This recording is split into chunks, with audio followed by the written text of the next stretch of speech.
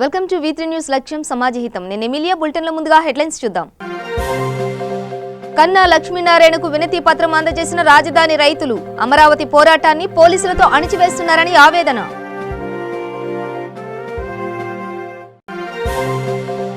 సంగారెడ్డి జిల్లా నారాయణఖేడ్ నామినేషన్ కేంద్రం వద్ద ఘర్షణ.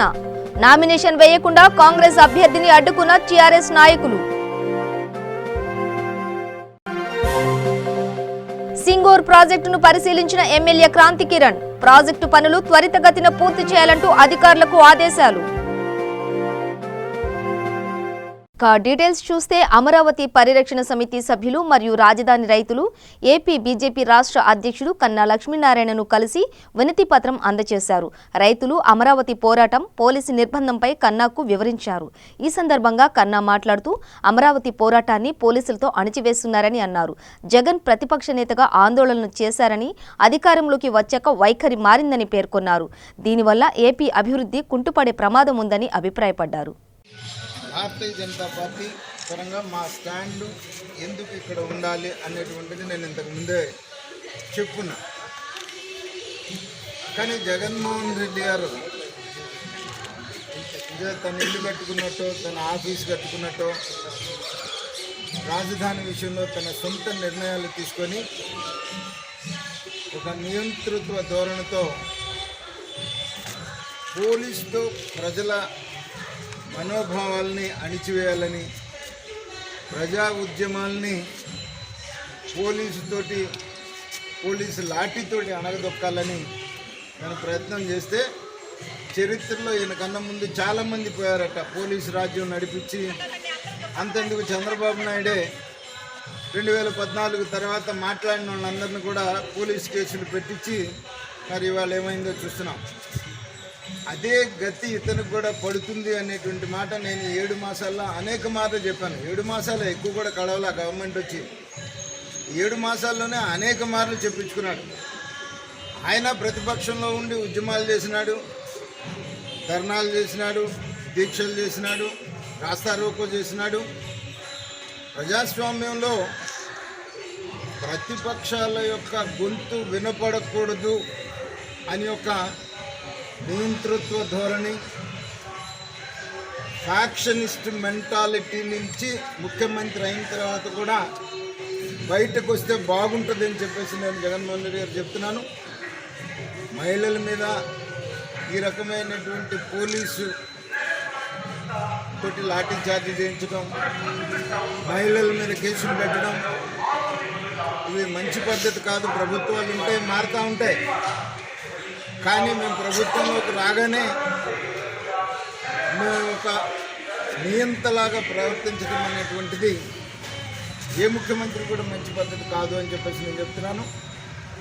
రాజధాని విషయంలో మరొక్కసారి ముఖ్యమంత్రిని పునరాలోచించాలని చెప్పేసి కూడా ఈ సందర్భంగా నేను కోరుతూ ఉన్నాను.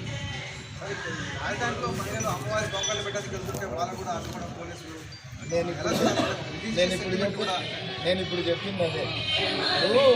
ఒక నియంతృత్వ ధోరణితో మహిళలను కూడా చూడకుండా పోలీస్ కేసులు పెట్టడం అనేది, పోలీసు ఏదో ఇప్పుడు నువ్వు ముఖ్యమంత్రిగా ఉన్నావు కాబట్టి నువ్వు చెప్పినట్టు ఉంటారు అనేటువంటి ఒక ధోరణిలో ఈ పద్ధతి మంచి పద్ధతి కాదు. ప్రజాస్వామ్యంలో ఎవరి అభిప్రాయం వాళ్ళు స్వేచ్ఛగా, పత్రికలు మాట్లాడటానికి వీల్లేదు, ప్రతిపక్షాలు మాట్లాడటానికి వీల్లేదు, మహిళలు వచ్చి శాంతియుతంగా వాళ్ళు ధర్నా చేయడానికి వీల్లేదు. ఈ రకమైనటువంటి నియంతృత్వ పోకడ ముఖ్యమంత్రికి మంచిది కాదు అని చెప్పేసి కూడా నేను చెప్తాను. సార్, ఇప్పటికే రైతులు 2-3 సార్లు వచ్చి మన కలవడం జరుగుతుంది. మీరు కూడా వెళ్ళి వాళ్ళకి మద్దతు తెలియజేస్తారు. ప్రధానంగా వాళ్ళు మీ దృష్టికి తీసుకొస్తున్న అంశాలు ఏంటి, వాటి మీద మీ మద్దతు ఏమిటి? వాళ్ళు చెప్పేది నేను మొట్టమొదట నేను మాట్లాడినప్పుడే చెప్పాను. రాజధాని విషయంలో ఇదేదో రాజధాని ప్రాంతంలో ఉన్నటువంటి రైతుల సమస్య కాదు, రాజధాని సమస్య. ఆంధ్ర రాష్ట్ర అభివృద్ధికి లింక్ అయి ఉన్నటువంటి సమస్య, ఆంధ్ర రాష్ట్ర క్రెడిబిలిటీతో కూడుకున్నటువంటి సమస్య. ఎందుకంటే ప్రభుత్వాలు అనేటువంటిది కంటిన్యూస్ ప్రాసెస్. పార్టీలు వస్తుంటాయి, పోతుంటాయి, ముఖ్యమంత్రి మారుతుంటారు, పోతుంటారు.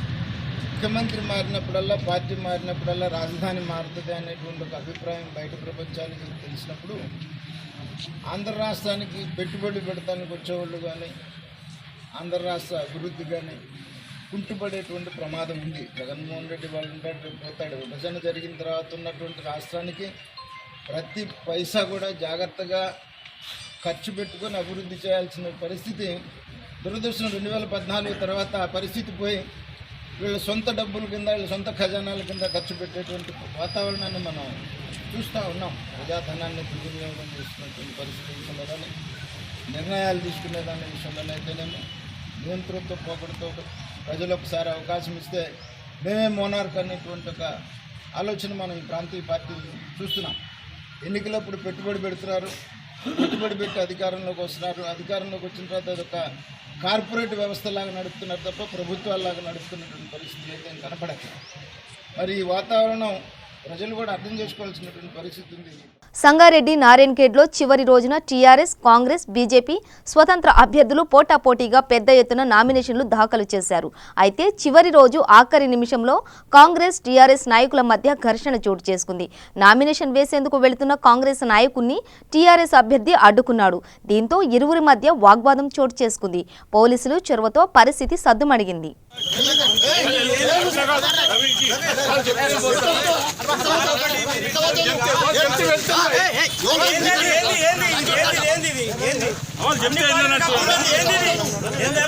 అందరు పోతారు, మీరెందుకు వచ్చారు లోపలికి?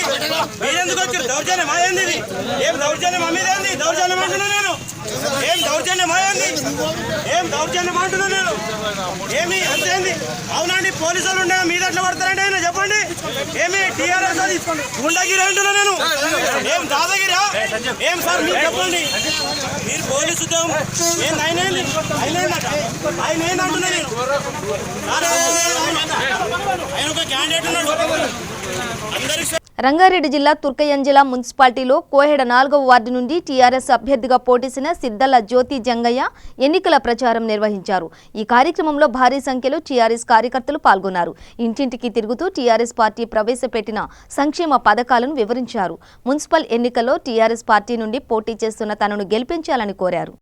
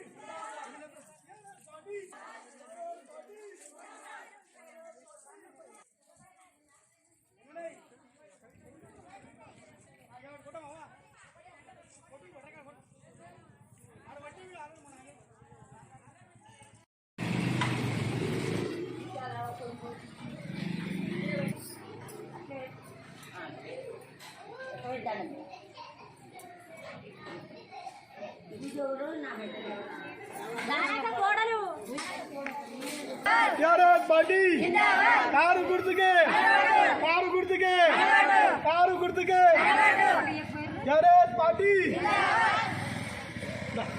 ఏమని కలుసుకుంటా మాట్లాడు.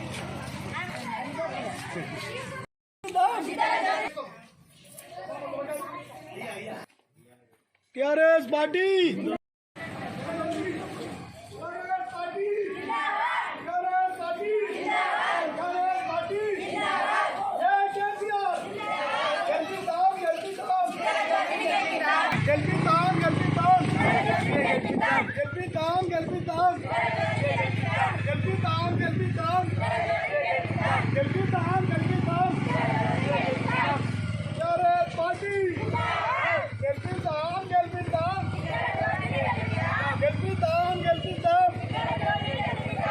సంగారెడ్డి జిల్లా పుల్కల్ మండలం పరిధిలోని సింగూరు ప్రాజెక్టును ఎమ్మెల్యే క్రాంతి కిరణ్ పరిశీలించారు.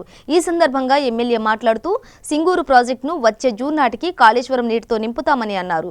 ముందు జాగ్రత్త చర్యగా ప్రాజెక్టుకు కావలసిన వివిధ రకాల పనులను త్వరలో చేపట్టాలని ఆయన సంబంధిత అధికారులను ఆదేశించారు. ఖరీఫ్ సీజన్ నాటికి జిల్లాలోని 40,000 ఎకరాలకు సాగునీరు అందిస్తామని అన్నారు.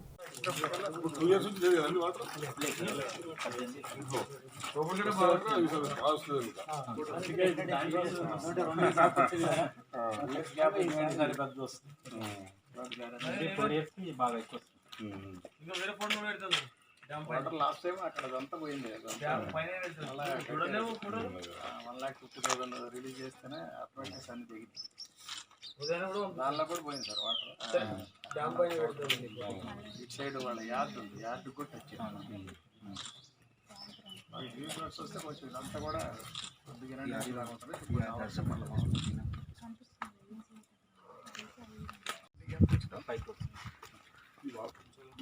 जाली टाइप है यार, डायमंड पेंटिंग टाइप है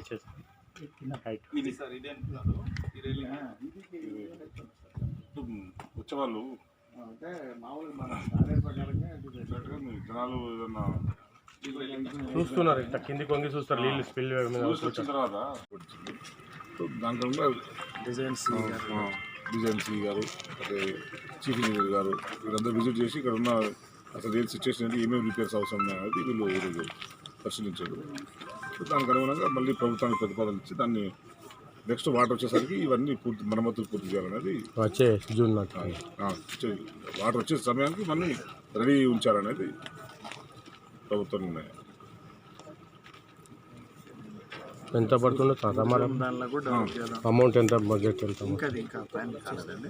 ఎంత అయితే ఇంకా చూడలేదు, అన్నీ ఉన్నాయి కదా. ఎందుకంటే దీన్ని టూరిజం స్పాట్ చేయాలి. రేపు కాళేశ్వరం నీళ్ళు వస్తే కనుక ఇంకో 2 సంవత్సరాల్లో కాళేశ్వరం నీళ్ళు వస్తే దీన్ని ఒక టూరిజం స్పాట్గా తీసే అవకాశం ఉంది. ఎందుకంటే మహారాష్ట్ర నుంచి, కర్ణాటక నుంచి, హైదరాబాద్ నుంచి చాలామంది ఇక్కడ టూరిస్టులు వస్తారు. ఇంతకుముందే కొన్ని వేల మంది టూరిస్టులు వస్తారు ఇక్కడికి. రేపు ఇంకా ఎక్కువ మంది, కొన్ని లక్షల మంది టూరిస్టులు ఇక్కడికి వచ్చే అవకాశం ఉంటుంది. నీకు జైరాబాద్ నుంచి, మహారాష్ట్ర కింది టూరిజంకి ఇచ్చారు కదా, అది ఒకసారి డ్యామేజ్ అయ్యి ఫ్లడ్కి 1,50,000 క్యూసెక్స్ వస్తే అది నీళ్ళు వెళ్ళిపోతుంది. వద్దనంగా అప్పుడు 3 crores ఇచ్చారు, అది డ్యామేజ్ అయిపోయింది. కింద ప్లస్ ఇచ్చి కట్టారు అంతా. వికారాబాద్ జిల్లా MP Santosh Kumar green challenge ని స్వీకరిస్తూ ఎస్పీ కార్యాలయంలో మొక్కలు నాటారు. ఈ సందర్భంగా SP, Vikarabad DSP Sanjeevarao, Tandur DSP Lakshminarayana, AR DSP శ్రీనివాసులకు ఛాలెంజ్ ని నామినేట్ చేస్తున్నానని అన్నారు. ఈ కార్యక్రమంలో ఎస్పీ మాట్లాడుతూ ఎంపీ సంతోష్ కుమార్ చేపట్టిన గ్రీన్ ఛాలెంజ్ లో నన్ను భాగస్వామిని చేయడం సంతోషంగా ఉందని అన్నారు.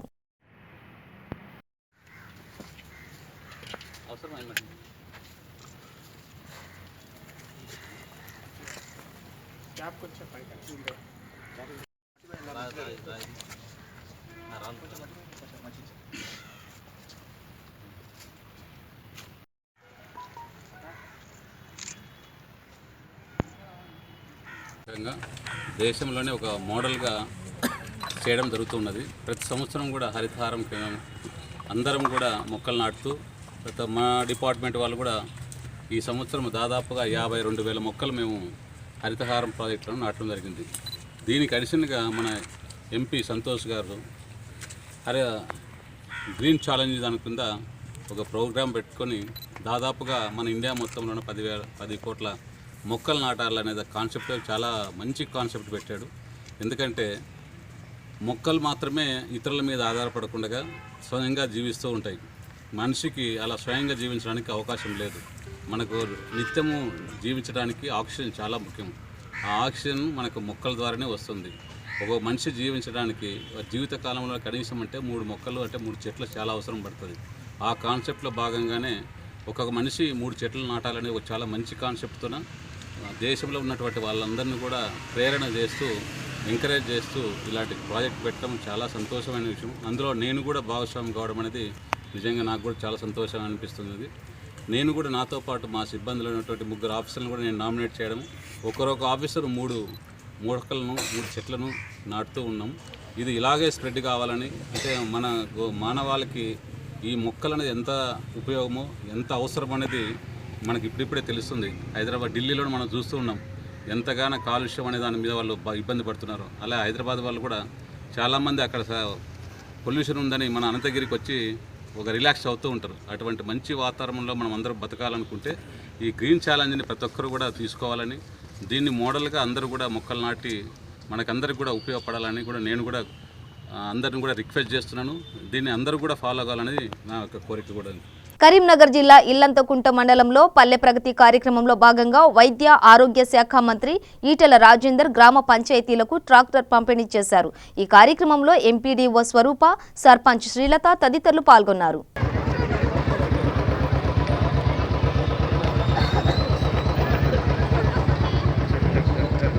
రాష్ట్రంలోనే మొట్టమొదటిసారిగా నారాయణఖేడ్ పట్టణంలో ఓ వికలాంగుడు మున్సిపల్ ఎన్నికల్లో జనసమితి పార్టీ అభ్యర్థిగా నామినేషన్ వేశారు. 2 చేతులు 1 కాలు లేని రామకృష్ణ అనే వ్యక్తికి జనసమితి పార్టీ మాత్రం అవకాశం ఇవ్వడం పట్ల పలువురు అభినందనలు తెలియజేస్తున్నారు. ఈ సందర్భంగా రామకృష్ణ మాట్లాడుతూ అవకాశం ఇచ్చినందుకు ధన్యవాదాలు తెలియజేశాడు. అదేవిధంగా 8వ వార్డు నుండి పోటీ చేస్తున్న తనను గెలిపించాలని కోరారు. రామకృష్ణ నారాయణఖేడ్ మండల్ మున్సిపాలిటీ ఎలక్షన్లో 8వ వార్డు నుంచి నిలబడుతున్నా. దయచేసి నేను వికలాంగిని సంపాదించుకోవాలని నిలబడతలేదు. కొన్ని పనులు చూసి నాకు కూడా బాధ అనిపిస్తున్నది, కొంతమందికి హెల్ప్ చేయాలని. దాని గురించి ఇప్పుడు ఈరోజు నామినేషన్ వేసిన. మీరు అందరూ దయచేసి వికలాంగులు కానీ స్త్రీలు కానీ ఆడపడుచులు కానీ అందరూ దయచేసి ఒక్కసారి నా ముఖం చూసి ఓటేసి గెలిపించండి అమ్మా. మీరు అనుకుంటుండొచ్చు తీసుకోవడానికి గడ్డం లేదు, వీడు అచ్చిడు ఏం చేస్తాడు రా అని అనుకుంటచ్చు. ఒక్కసారి చూసిన తర్వాత నా పరితానం నచ్చితే మీరు చేయండి అమ్మా. ఓట్లు దయచేసి ఒక్కసారి చూడండి. మీకు మనసు ప్రతి ఒక్కరికి పాలాభివందనం చేస్తున్నాం. రాష్ట్రమంతటా నామినేషన్ల పర్వం ముగిసింది. పటాన్చేర్ నియోజకవర్గం పరిధిలోని అమీన్పూర్, బొల్లారం, తెల్లాపూర్ మున్సిపాలిటీలో Congress, TRS, BJP, TDP party నేతల్లో సందడి నెలకొంది. నియోజకవర్గంలోని 3 మున్సిపాలిటీ కేంద్రాల వద్ద ఎలాంటి అవాంఛనీయ సంఘటనలు జరగకుండా పోలీస్ శాఖ బందోబస్తును ఏర్పాటు చేశారు.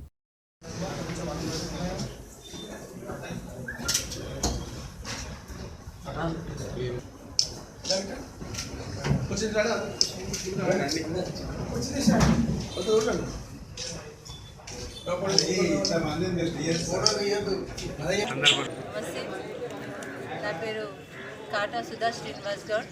నేను అమీన్పూర్ ఆఫీస్కి వచ్చి నామినేషన్ వేయడం జరుగుతుంది. నాతో పాటు మిగతా కౌన్సిలర్ అభ్యర్థులు కూడా వచ్చి నామినేషన్ వేయడం జరుగుతుంది. సో మాదొక్కటే ధ్యేయం, కాంగ్రెస్ పార్టీ తరఫు నుంచి గతంలో కాటా శ్రీనివాస్ గౌడ్ గారు సర్పంచ్గా ఉన్నారు. తన ఉన్న సమయంలో ప్రతి ఒక్కరికి అందుబాటులోకి వెళ్ళి ప్రతి ఒక్క కాలనీకి పనులు చేయడం జరిగింది. ఏ కాలనీలలో ఏ పనులు చేశారు ఏంటి అంటే కూడా నోటెడ్గా చెప్పడం జరుగుతుంది. పార్టీ నుంచి పోటీ చేస్తున్నటువంటి ఈ యొక్క అభ్యర్థులందరినీ శ్రీనివాస్ గౌడ్ గారి ఆధ్వర్యంలో బంపర్ మెజార్టీతో గెలిపించాలని ఆయన ఇంతకుముందే తెలియజేయడం జరిగింది. కాబట్టి మేమందరము గట్టిగా గెలిచే అవకాశాలు ఉన్నాయని మీ మీడియా ద్వారా తెలియజేస్తున్నాం. అందరికీ 24 మంది రేపు సబ్మిట్ చేస్తాం. ఈరోజు మాత్రం నామినేషన్ చేస్తున్నాం. బీఫామ్స్ రేపు సబ్మిట్ చేస్తాం. అమీన్పూర్ మున్సిపాలిటీ ఎలక్షన్లో భాగంగా అమీన్పూర్ ఫస్ట్ వార్డులో ఇప్పుడే నామినేషన్ వేయడం జరిగింది. నా పేరు వచ్చేసి తుమ్మల పాండురంగారెడ్డి. 1వ వార్డులో నామినేషన్ వేయడం జరిగింది. మిగతా 24 వార్డులలో కూడా మా టీఆర్ఎస్ పార్టీ తరఫున మా ఎమ్మెల్యే గారి ఆశీర్వాదంతో 24 మంది వేయడం జరిగింది. తప్పకుండా ఇంకా ఎవరన్నా మా పార్టీలో ఆశించి ఎవరైనా నామినేషన్లు వేసినా తప్పకుండా మేము మా ఎమ్మెల్యే గారు కూర్చొని వాళ్ళని 100% విత్డ్రా చేయిస్తామని కూడా మీకు తెలియజేస్తూ ఈ అవకాశం ఇచ్చినందుకు ప్రత్యేకంగా ధన్యవాదాలు తెలుపుతాం. కొంతమంది బీఫామ్ తీసుకొని వేసిరు, ఇంకా కొన్ని బీఫామ్ తీసుకోకుండా వేసారు. మిగతా బీఫామ్స్ అన్నీ ఎల్లుండి క్లియర్ అయిపోతాయి. రంగారెడ్డి జిల్లా ఇబ్రహీంపట్నం నియోజకవర్గంలోని తుర్కయాంజల్ మున్సిపాలిటీ పరిధిలో 24వ వార్డు కౌన్సిలర్ అభ్యర్థిగా నోముల ఇంద్రాణి కృష్ణగౌడ్ నామినేషన్ వేశారు. ఈ సందర్భంగా మాట్లాడుతూ టీఆర్ఎస్ పార్టీ బలపరిచిన కౌన్సిలర్ని ప్రజలు అధిక మెజార్టీతో గెలిపిస్తారని అన్నారు. స్థానిక ఎమ్మెల్యే మంచిరెడ్డి కిషన్ రెడ్డి సహకారంతో నియోజకవర్గంలోని అన్ని గ్రామాలు ఎంతో అభివృద్ధి చెందాయని పేర్కొన్నారు.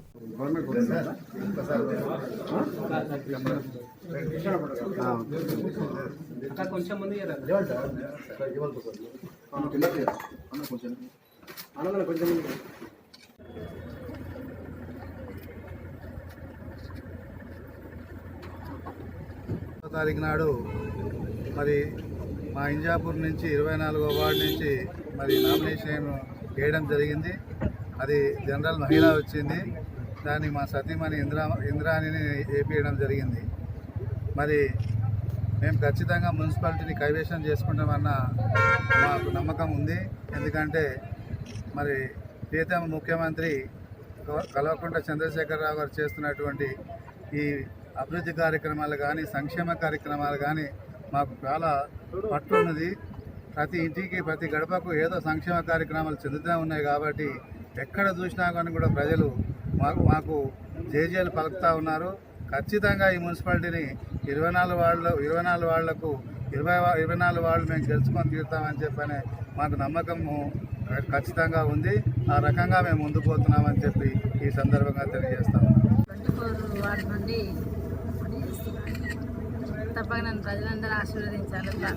నార్సింగ్ మున్సిపాలిటీ పరిధిలో ఎంఐఎం అభ్యర్థి మహమూద్ ముక్తార్ నామినేషన్ పత్రాలు ఎన్నికల అధికారికి సమర్పించారు.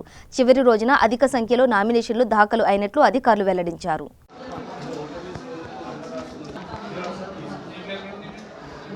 मैं आज नारसिंगी म्यूनसिपल में मैं ठहरा हूँ और क्या है, जैसा कि नारसिंगी म्यूनसिपल से एक एमआईएम पार्टी से 4 उम्मीदवार ठहरे हैं और वैसा ही जैसा कि बंडलागुड़ा म्यूनसिपल में 2 और मणिकुंडा म्यूनसिपल से 1। अल्हम्दुलिल्लाह आज बैरिस्टर असदुद्दीन साहब की हिदायत पर गन्नीपेट मंडल में एमआईएम पार्टी के 7 उम्मीदवार ठहरे हैं। अल्हम्दुलिल्लाह आज हम जो भी है हम एमआईएम पार्टी काम की बुनियाद पर हम गन्नीपेट मंडल में हम इलेक्शन लड़ रहे हैं और यहाँ पर जैसा कि नारसिंगी में बैरिस्टर असदुद्दीन साहब और सालर साहब के पीरियड से हम तकरीबन 10 से 11 साल फिर कर ईदगाह सेंक्शन कराए। 1 एकड़ ईदगाह सेंक्शन हुआ और 2 एकड़ का प्रोसेस चल रहा। अल्हम्दुलिल्लाह 99% वो भी काम हो गया और प्रिंसिपल सेक्रेटरी का फाइल है, इंशाल्लाह वो भी 2 एकड़ हो जाएगा। हम ये बोलना चाह रहे हैं जैसा कि एमआईएम पार्टी काम से पहचानी जाती।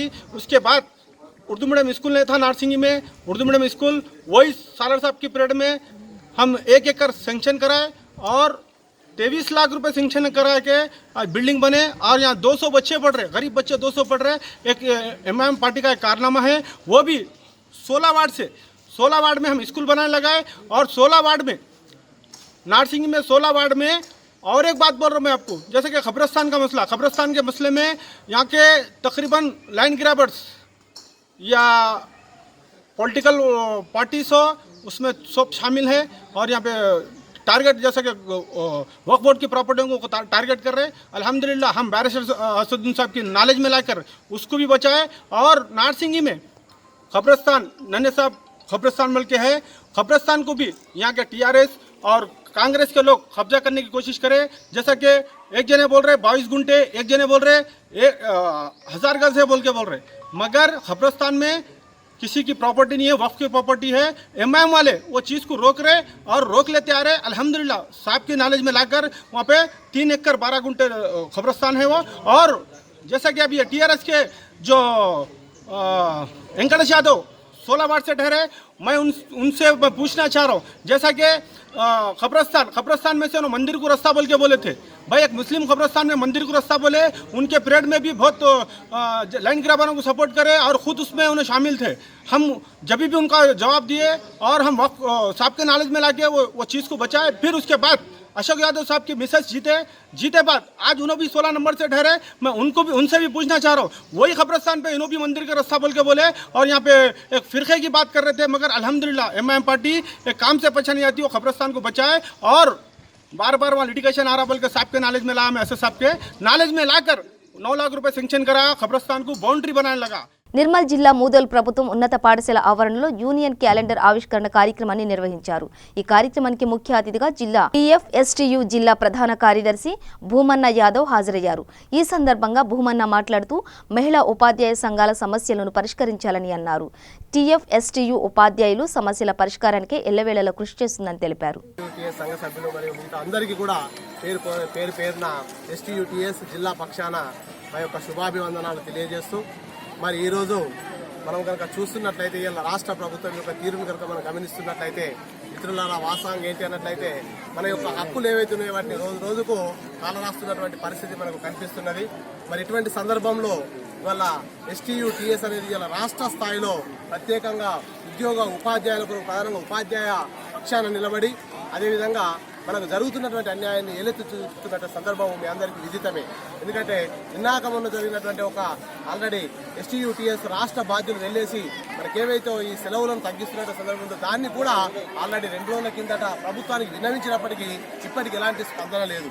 మనం ఇలా ఉపాధ్యాయులుగా మనకు తెలుసు ప్రభుత్వం చేసినట్టు తప్పు అయినప్పటికీ దాన్ని మనం సరిదిద్దడానికి ఇలా మన విద్యార్థి లోకానికి మనము సమయం ఇస్తూ సెకండ్ సాటర్డేలు వదులుకొని కూడా ఇలా మనకు క్లాసులు చెప్తున్నటువంటి సందర్భంలో కూడా ప్రభుత్వము మనకు ఏవైతే రావాల్సినటువంటి ఉన్నాయో అటువంటి వాటిని కూడా ఇవాళ ప్రభుత్వము నిర్లక్ష్యం చేస్తున్నటువంటి వైఖరి మనం గమనిస్తున్నాం.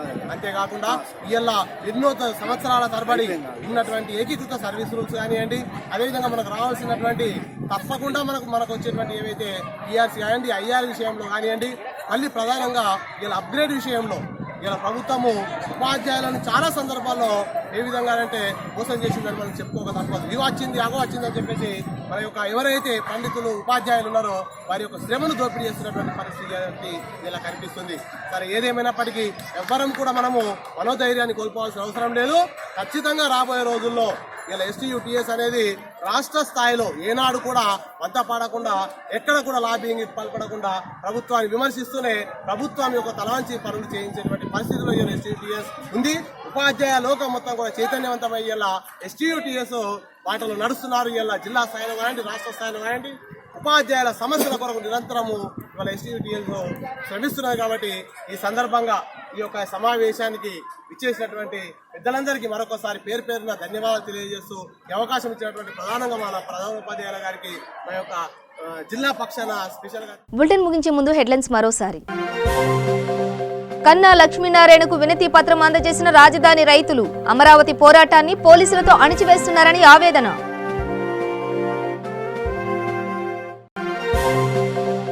సంగారెడ్డి జిల్లా నారాయణఖేడ్ నామినేషన్ కేంద్రం వద్ద ఘర్షణ, నామినేషన్ వేయకుండా కాంగ్రెస్ అభ్యర్థిని అడ్డుకున్న టీఆర్ఎస్ నాయకులు. సింగూర్ ప్రాజెక్టును పరిశీలించిన ఎమ్మెల్యే క్రాంతి కిరణ్, ప్రాజెక్టు పనులు త్వరితగతిన పూర్తి చేయాలంటూ అధికారులకు ఆదేశాలు. ఇవి బులెటిన్ విశేషాలు. మరింత సమాచారం కోసం చూస్తూనే ఉండండి V3 న్యూస్, లక్ష్యం సమాజహితం.